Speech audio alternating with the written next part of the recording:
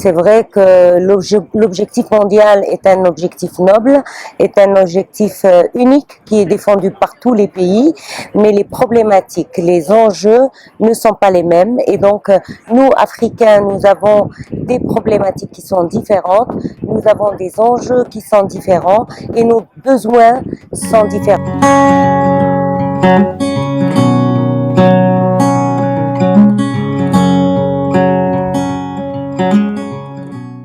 Il s'agit là de l'intérêt du monde entier, de se préserver contre les conséquences des changements climatiques.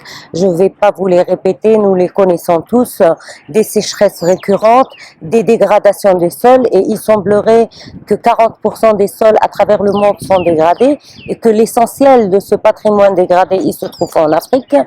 Il semblerait également que l'Afrique subirait 150 fois plus d'effets et d'impact climatique que les autres pays, et donc les conséquences sur l'insécurité alimentaire sont évidentes, les conséquences sur la mortalité et la migration sont importantes, et donc vous savez très bien comme moi que il y a eu une 50aine de millions de migrants qui ont quitté l'Afrique pour aller vers le nord, recherchant des terres plus fertiles et un environnement plus adéquat pour vivre, et donc recherchant de l'emploi.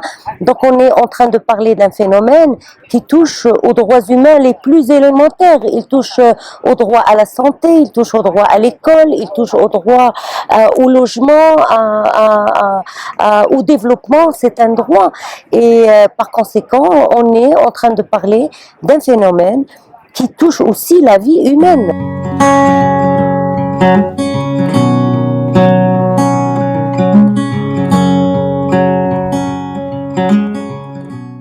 Aujourd'hui, il faudrait qu'on pense à une autre génération de droits. Ce sont la justice climatique. Il est important qu'il y ait une justice climatique, parce que la justice climatique va donner les garanties du respect des droits humains.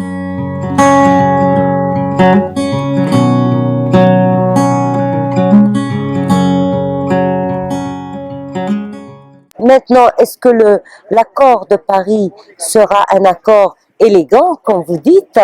Je pense qu'on n'a plus le choix. Il va falloir qu'on soit élégant. Et il va falloir qu'on défende les intérêts de tous. Quand on est en négociation, il faudrait qu'on fasse des négociations gagnant-gagnant.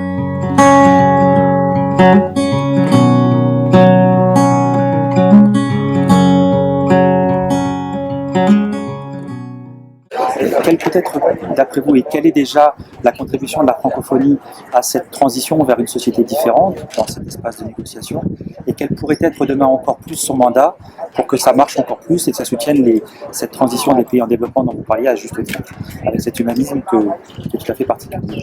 Moi, je pense que la francophonie joue un rôle important et aura un rôle de plus en plus important à jouer.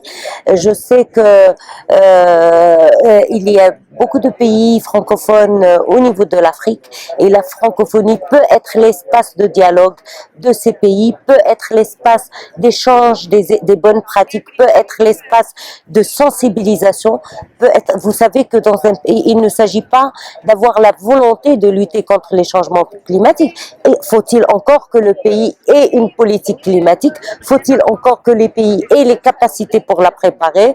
Faut-il encore que le pays puisse avoir les capacités de réaliser les projets?